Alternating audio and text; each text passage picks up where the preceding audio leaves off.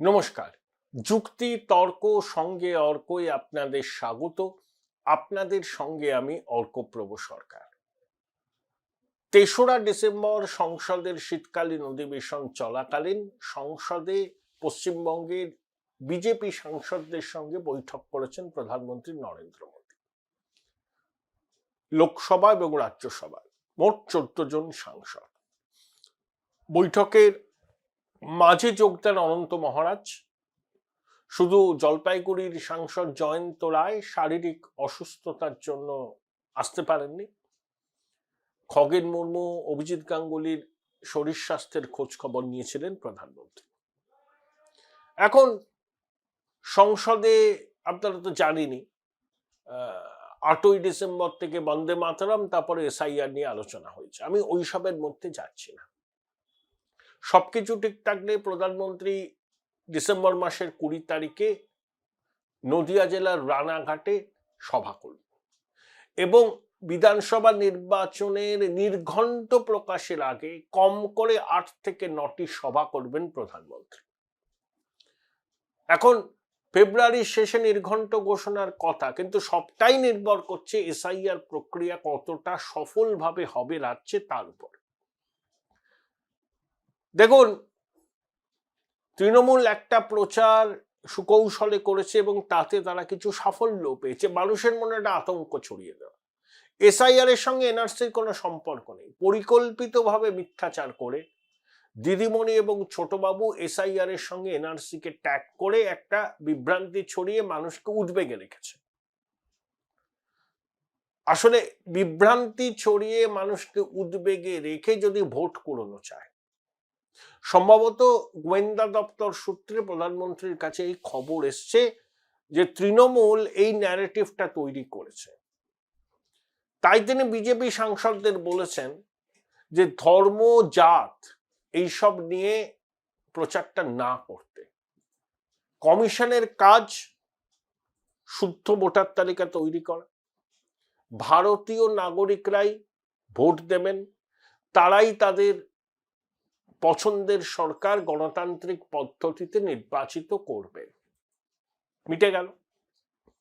এটা কমিশনের কাজ। তাহলে বিজেপির নেতা কর্মীদের এই বার্তাটাই দিতে হবে যে নির্ভুল ভোটার তালিকা তৈরির জন্যই এসআইআর, সবাইকে সহযোগিতা করতে হবে।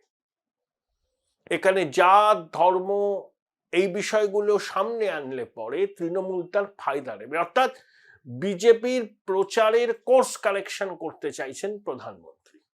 অবশ্যই তিনি মাল্টিপল সোর্স থেকে ফিডব্যাক পেয়েছেন এবং সেই ফিডব্যাকের নিরিখেই তিনি কিন্তু নতুন করে রণনীতি তৈরি করেছেন।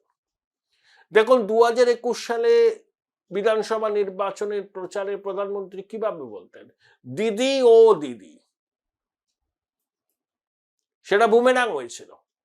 তৃণমূল বলেছিল একমাত্র মহিলা মুখ্যমন্ত্রীকে অসম্মান করছেন প্রধানমন্ত্রী। তখন একমাত্র মহিলা মুখ্যমন্ত্রী ছিলেন দিদি।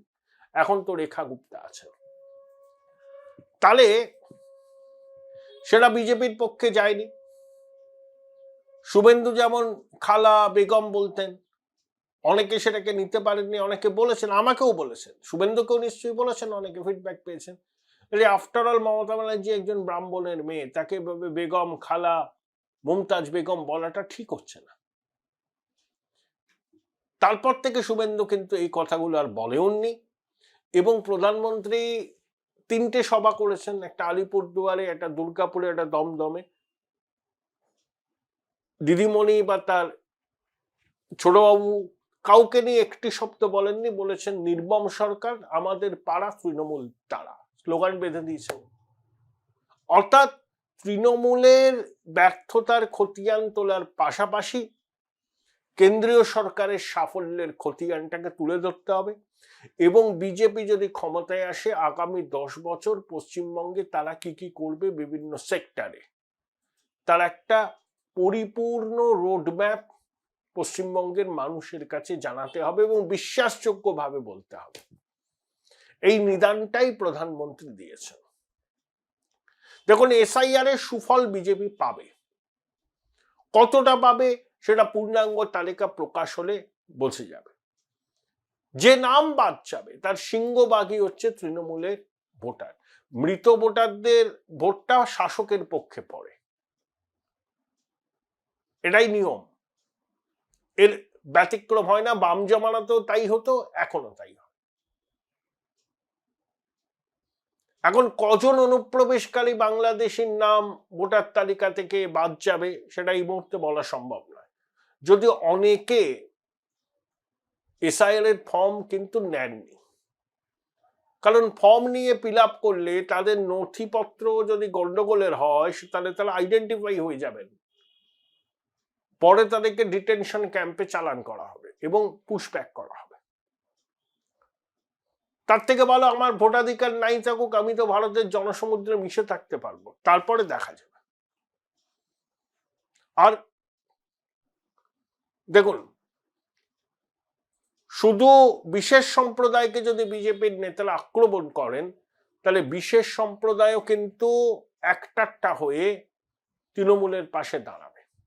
শীতলকুচির ঘটনার পর বিজেপির নেতারা যে হুঙ্কার ছেড়েছিলেন, কেন বুকে গুলি করলো না সিআরপিএফ, এরকম করা উচিত, এটা সংখ্যালঘু মনন ভালোভাবে নেয়নি। কুচবিহারে ভোট হয়েছিল প্রথম পর্যায়ে, তারপর আমরা দেখলাম লক স্টক অ্যান্ড ব্যারেল সংখ্যালঘু ভোট চলে গেল তৃণমূলের পক্ষে, কারণ সংখ্যালঘুরা ভয় পেলেন যে বিজেপির এই আগ্রাসনকে রুখতে একমাত্র তৃণমূল পারে। বাম কংগ্রেস বিজেপি বিরোধিতা তাদের চোখে খাঁটি, কিন্তু তারা মনে করছে যে বাম কংগ্রেস হীনবল, এই মুহূর্তে বিজেপিকে ঠেকাতে পারে তৃণমূল, তাই তাকে তৃণমূলকে সমর্থন করেছিল। এবং ওই 100টার মধ্যে 91টা ভোট তৃণমূলের বাক্সে যাওয়ার পিছনে বিজেপি নেতাদের অদূরদর্শিতা দায়ী। সিআরপিএফ শীতলকুচিতে গুলি চালানোর পর তারা যেভাবে প্রতিক্রিয়া দিয়েছিলেন, সংখ্যালঘু ভোট একটা হয়ে গিয়েছিল তৃণমূলের থেকে। প্রধানমন্ত্রী তাই সতর্ক করে দিয়েছেন যে জাত ধর্ম নিয়ে উচ্চকিত স্বরে প্রচারের দরকার নেই। এসআইআর হচ্ছে এসআইআর এর মতো, কমিশন করছে নির্ভুল ভোটার তালিকা মাধ্যমে নির্বাচন করা কমিশনের দায়িত্ব, এই কাজে কমিশনকে সবাই সহযোগিতা করা উচিত। ব্যাস, সুন্দরভাবে প্রচারের অভিমুখটা স্থির করে দিয়েছেন। আপনি যদি সংখ্যালঘু সমাজকে লাগাতার নিশানা করেন, পোলারাইজিং ফিগারকে ভোটের প্রচারে আনেন, হিন্দু ভোট কনসলিডেট হবে ঠিক আছে, কিন্তু মুসলমান ভোটও একচেটিয়া তৃণমূলের পক্ষে চলে যাবে। হিন্দুরা কিন্তু মুসলমানদের মতো এই রকম একটা কোনো দলকে ভোট দেয় না, মুসলমানরা দেয়। তাহলে এটা বিজেপির ক্ষেত্রে বুমেরাং হতে পারে। এক, পোলারাইজিং ফিগারকে প্রচারে আনা যাবে না। 2, জাত ধর্ম নিয়ে প্রচারকে উচ্চ গ্রামে তোলাও যাবে না। 3, এসআইআর কমিশনের দায়িত্ব, সংবিধান তাকে অধিকার দিয়েছে নির্ভুল ভোটার তালিকা তৈরির, সেটা কমিশন করবে। 4, এই এসআইআর প্রক্রিয়াকে প্রত্যেক জাতীয়তাবাদী ভারতবর্ষের মানুষকে সমর্থন করতে হবে। 5, মাটি কামড়ে ইঞ্চিতে শাসকের সঙ্গে লড়াই করতে হবে, বুঝে নিতে হবে। 6, তৃণমূলের দুর্নীতি অপশাসনের বিরুদ্ধে প্রচার যেমন চলবে, কিন্তু একই সঙ্গে বিজেপি ক্ষমতায় আসলে আগামী 10 বছর বাংলার জন্য কি করবে সেটা বলতে হবে। 8, লক্ষ্মীর ভান্ডার তৃণমূলের তুরুপের তাস হলেও বিভিন্ন বিজেপি শাসিত রাজ্যে কি ধরনের সামাজিক প্রকল্প আছে, সেখানে মহিলারা কিভাবে বিজেপি সরকারের কাছ থেকে সুবিধা পান, তার একটা কম্পারিজন পশ্চিমবঙ্গের মানুষের কাছে তুলে ধরতে হবে। 9, কথায় কথায় দিদিমণিকে ব্যক্তি আক্রমণ, মানে খালা, বেগম, মমতাজ বেগম, এসব বলা যাবে না, ব্যক্তি আক্রমণ চলবে না। 10, প্রধানমন্ত্রী স্লোগান তো বেছে দিয়েছ, আমাদের পাড়া তৃণমূল তারা, নির্বাম সরকার। অনেকে প্রধানমন্ত্রীর এই রণকৌশল বদল অমিত শাহের সঙ্গে তার মতপার্থক্যের দিকে ইঙ্গিত করেছেন, সম্পূর্ণ ভ্রান্ত ধারণা। প্রধানমন্ত্রী এই কথাগুলো বাংলার বিজেপি সাংসদদের বলেছেন, অমিত শাহ জানেন না এটা হয়, তারা অমিত শাহ নরেন্দ্র মোদীর কেমিস্ট্রি জানেন না। এই হচ্ছে বাংলা সংবাদ মাধ্যমের দুর্ভাগ্য। এজেন্ডা ক্যারি করলে এটাই হয়, এটাই বিজেপির নীতি। হিন্দু ভোটকে মেরুকরণ করো, কোনো অসুবিধা নেই, বিজেপি তো পাবেই হিন্দু ভোট। যত সম্ভব মেরুকরণ করো, বাংলাদেশের কথা বলো, পাহেলগামের কথা বলো, ইসলামী সন্ত্রাসের কথা বলো, মোথাবাড়ি শামশেরগঞ্জের কথা বলো, সব ঠিক আছে, ওগুলো তো মানুষ জানে। কিন্তু বারে বারে সংখ্যালঘু সম্প্রদায়কে নিশানা করো না, তাদেরকে একটা হয়ে তৃণমূলকে ভোট দিতে বাধ্য করা বিজেপির ভুল রণনীতি হবে, এটাই প্রধানমন্ত্রী ইঙ্গিত দিয়েছেন। আর মুসলমান সমাজের একটা অংশের ভোটটা অন্য রাজ্যে বিজেপি পায়, সেটা ইনশিওর করতে হবে, কারণ কেন্দ্রীয় সরকারের সমস্ত প্রকল্পের সুবিধা মুসলমানরাও পায়, এটাই প্রধানমন্ত্রীর নিদান।